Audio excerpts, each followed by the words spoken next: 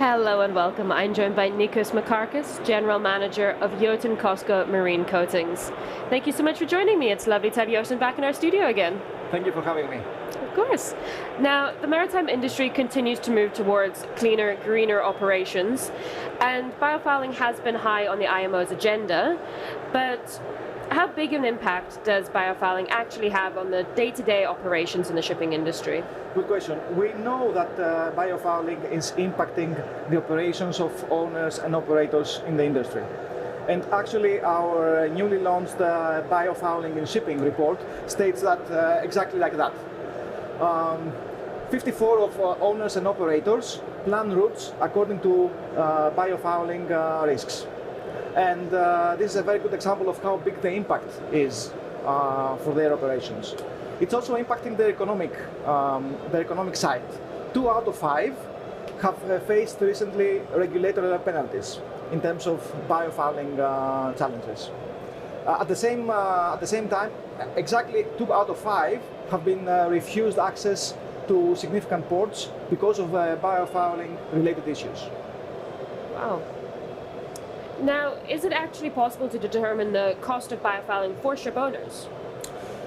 We can look at it from a different perspective. To get a picture of the cost, it could be relevant to look at the cost ship owners actually avoid if they manage correctly the biofouling issue. DNV has verified 11.1 million tons avoided of CO2 emissions for all Jotun coated vessels in 2024. And to give you an idea, this is translated into $2 billion saved fuel costs for our customers last year. Wow. Of course, this is determined through using the well-acknowledged ISO 19030.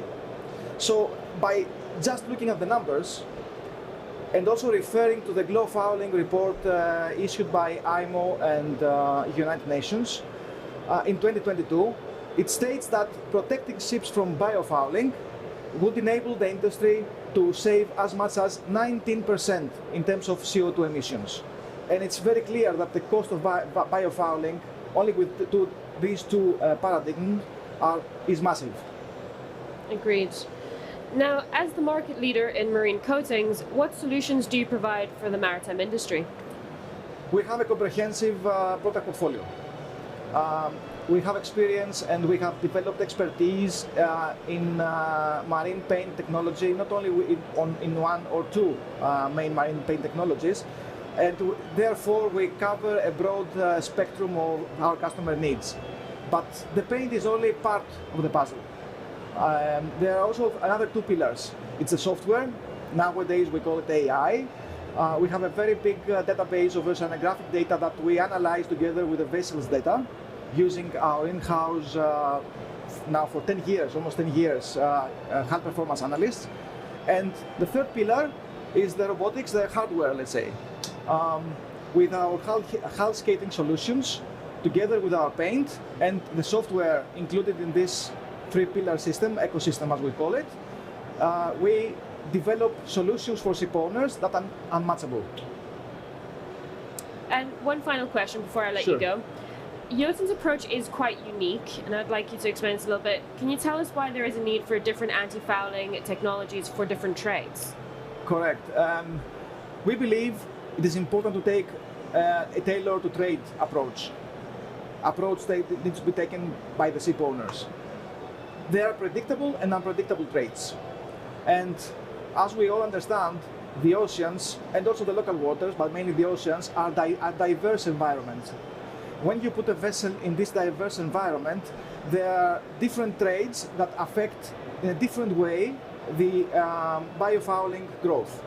Therefore, we needed to have specific tailor-made vessel approach in terms of how to paint and how to support the vessel in terms of the biofouling risk. Historic data and performance data and future trading patterns also support this kind of decision making. And therefore, we truly believe that we need to take a holistic view. Of course, local regulations and environmental risk assessment is also needed. Fantastic. Thank you so much for your time today, Nikos. Thank you for having me.